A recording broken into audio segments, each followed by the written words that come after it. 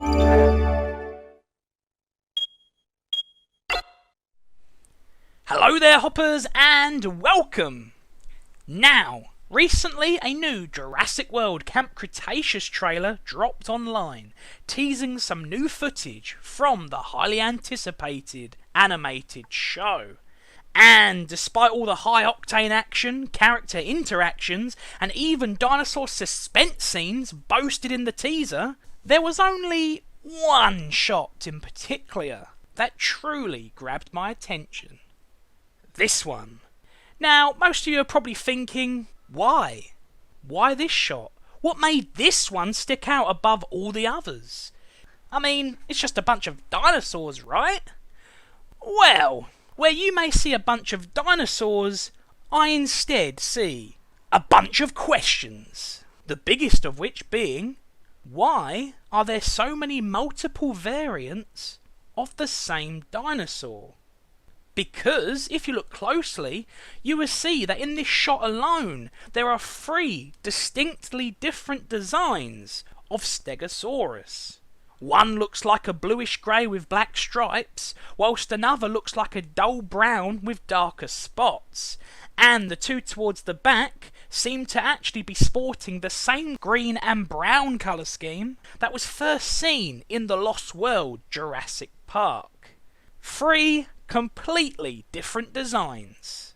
And they're not the only ones, as a quick glimpse of one of the show's toy lines reveals 3 distinct Baryonyx variants, each with their own unique colouring. And, granted these aren't actually seen in any of the trailers, so they could just be simply alternative toy designs, with no real connection to the actual show itself. However, what convinces me that they will be present in the show is the fact that they have all been specifically named. And the only other dinosaurs on this list bearing a code, or nickname if you will, are either dinosaurs that we already know and love, like Blue, or they are dinosaurs that we have at least already seen in the trailers themselves, such as Toro the Carnosaur and Bumpy the juvenile Ankylosaurus. So, as far as I'm concerned, these 3 Baryonyx will definitely make an appearance at some point in the show.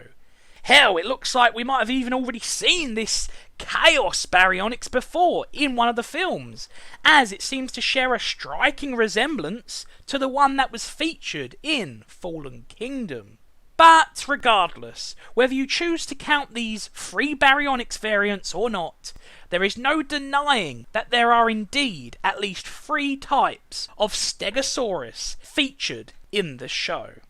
And there's no way these are a subspecies, because just look at them. They are identical in both size and structure. The only differences are the colours and patterns. So again I ask, why the different variants? And why on more than one species of dinosaur?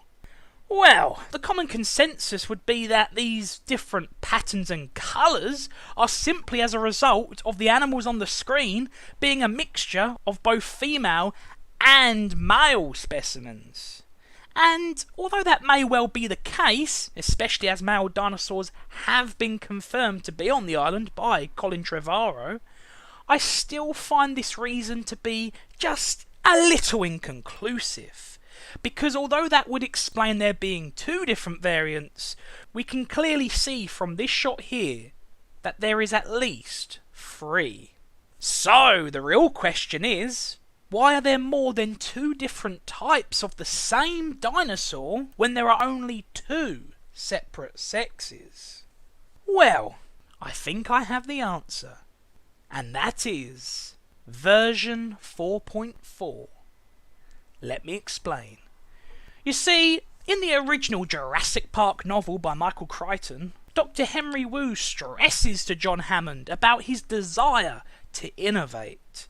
A desire that, if realised, would see the replacement of all the park's dinosaurs with new variants made from updated, tampered genetics.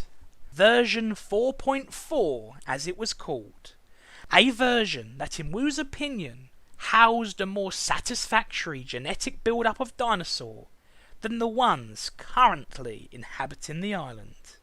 So, given that Jurassic World's genetic department is ran by Dr. Henry Wu, and given the fact that the film itself shows his clear desideratum for innovation, then maybe these multiple alternate designs are actually the result of multiple genetic batches, or different versions if you will, slowly being released over time.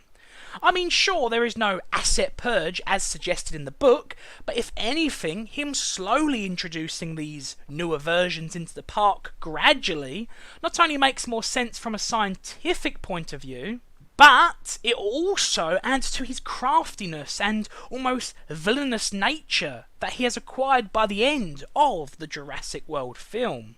So it's like he's always been up to no good behind the scenes.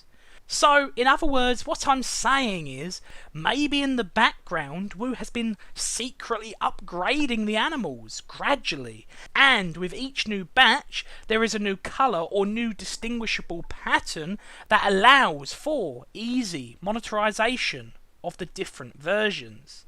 And this is actually something we have already seen before, not only in the films with the Raptor Squad for example, but also in the games as well, as they have often utilised this very concept, with the dinosaurs' colours and patterns changing depending on their genetic purity. But all that being said, this is all just speculation of course. You know, maybe the real motivations behind these different designs was just to simply sell more toys. Or hell, maybe the animators just thought they looked cool and wanted to incorporate them at some point into the show. However, that being said, let's not entirely discount my theory just yet, because it should also be noted that Colin Trevorrow has said in the past that he has used the original novel as inspiration for the direction of the Jurassic World films, and given where that direction has now taken Dr. Wu, and given that Trevorrow himself has worked closely with the Camp Cretaceous writers, I think it is at least possible that this version 4.4 explanation of mine could indeed be the reason for these variants.